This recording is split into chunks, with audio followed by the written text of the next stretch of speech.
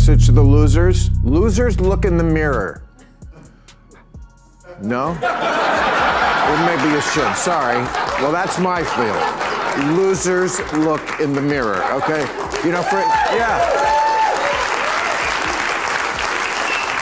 I mean, for months, Democrats have been saying, how is this even close? And they're right, it wasn't.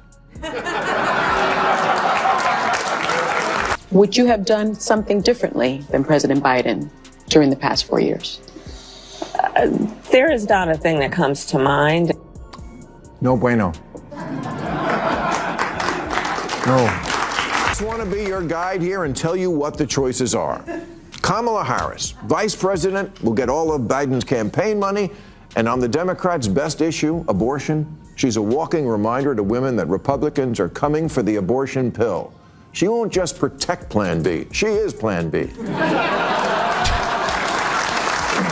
That she supported providing taxpayer-funded sex change operations to illegal immigrants in prison. With all of his flaws, he's still better than far-left insanity. And the voters' big doubt about Kamala is, are you part of far-left insanity? This is Kamala's great dilemma. Trump is invulnerable to an October surprise, but she is very vulnerable because she's the one who is still undefined. And as she showed in this week's Bret Baier interview, her go-to when attacked for her own actions is usually Trump is right. That wasn't an interview. That was an emotional support session. I thought Governor Walz was her chaperone. Bill Maher just lit up Kamala Harris on national television. And this time, even liberals were nodding along. From awkward interviews to cringeworthy messaging, Maher's roast wasn't just hilarious, it was brutally honest. And for whatever reason, Harris has never been popular. You can count the number of delegates she won in the 2020 primaries on one hand, as long as that hand has no fingers. Yep. Now, I like Kamala Harris, but for whatever reason, it just didn't work out, okay? I think she would make a great president of the University of Santa Barbara here. But is it fair?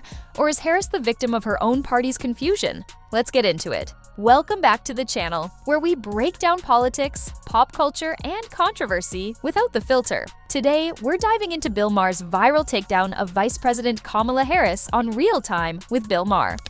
Kamala Harris would make a great president of a university. Back with some fundamental stuff.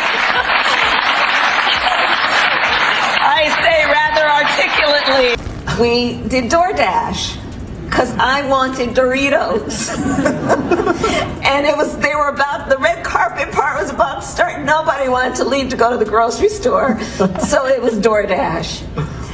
And I'm thinking about this, so I was willing to give up whatever might be the trackings of Kamala Harris's particular fondness for nacho cheese Doritos for the sake of getting a big bag of Doritos as I watched the Oscars. A comedian known for torching both the left and the right, Maher took aim at Harris in a way that's now making headlines. And whether you love or loathe her, his roast is sparking real conversations across the country. The spark? A recent CNN interview featuring Kamala Harris and Minnesota Governor Tim Walz.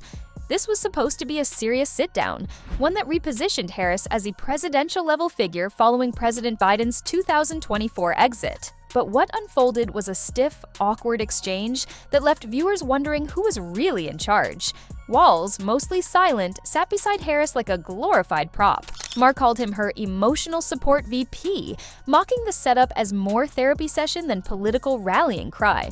But Maher wasn't just mocking the optics, he was questioning the deeper problem: Kamala Harris's ongoing struggle to connect with voters. Her approval numbers have been underwater more than once. Her speeches often go viral for all the wrong reasons. And within her own party, there's growing discomfort with her leadership style. Kamala spent 100 days telling voters, I know it feels like crime and illegal immigration are bad, but f your feelings, look at this chart. Have you seen my "In this house we believe" lawn sign? See, it says right on it, we believe in science. Right, which is why you demanded no one even debate whether COVID could have escaped from the one lab in the one city where they were studying it. How far-fetched? Now, the real mic drop moment from Maher came when he said this. If there's an October surprise, it's going to be Kamala Harris. She's not the surprise we want, she's the surprise we're stuck with. That joke hit hard because it wasn't really a joke. It was a diagnosis of the Democratic Party's fear. What if Harris is more of a liability than a leader? Recent polling paints a complicated picture. After Biden exited the race and endorsed Harris, her numbers improved, but not enough. A Real Clear Politics average in late 2024 showed her favorability hovering around 47%, with nearly 49% unfavorable. That's a steep hill to climb. And data from Democratic analysts like David Shore revealed something even more concerning. Disengaged voters, young voters, and even immigrant communities were peeling away from Harris and the Democrats. Why?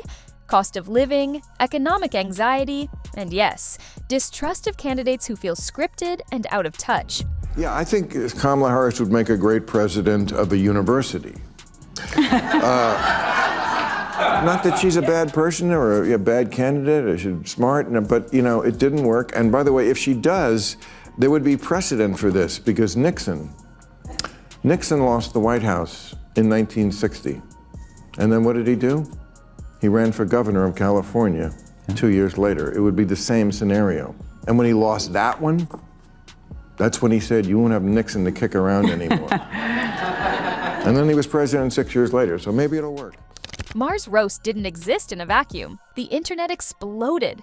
Clips of his remarks trended on YouTube and X, formerly Twitter. TikTok creators spliced his quotes over footage of Harris's past blunders. One video titled Kamala's Greatest Hits, starring Bill Maher, went viral with over 3 million views. Celebrities and pundits chimed in too. Sarah Silverman tweeted, "Maher roasted her, but he's not wrong." On the progressive podcast Pod Save America, former Obama speechwriter Jon Favreau admitted, Harris has a messaging issue we haven't solved. Even some Democrats admitted off-record to Politico that Maher said what everyone's afraid to say publicly. This isn't just political satire, it's a litmus test for how shaky things feel in the Democratic base heading into the 2028 cycle. Then we don't have to worry about her running, because it's hard to get rid of your running mate that you ran with last time, but if you don't run, then that kind of goes out with you. I sat down with her ahead of the election, and she said this whole election is going to be about democracy and abortion rights. And people looked at those comments and said, what's she talking about? Well, she called it. What does this all mean moving forward? It means the Democratic Party is at a crossroads. With Biden out and Trump defeated in 2024, the future is up for grabs, and Kamala Harris is, for now, the face of the party. But she's struggling to energize key demographics. Maher's criticism reflects a deeper anxiety that Democrats, by choosing continuity over charisma, may be setting themselves up for defeat. If Kamala Harris wants to be more than a placeholder, she needs to change the narrative, and fast. That means clearer messaging, more unscripted moments, and policy positions that resonate with everyday Americans, not just press conferences and buzzwords. So what started as a Bill Maher comedy bit ended up striking a national nerve. Yes, it was funny. Yes, it was exaggerated. But it was also a reflection of how millions of Americans, left, right, and center, feel about their leaders right now. Kamala Harris isn't just under fire from Republicans, she's being scrutinized by her own side. And in this new media age, one viral roast can do more damage than a dozen policy missteps. Now, we want to hear from you. Was Bill Maher spot on or out of line? Is Kamala Harris unfairly targeted, or is she failing to inspire the nation? Drop your thoughts in the comments below. Don't forget to like, subscribe, and hit the bell so you never miss a story that pulls back the political curtain.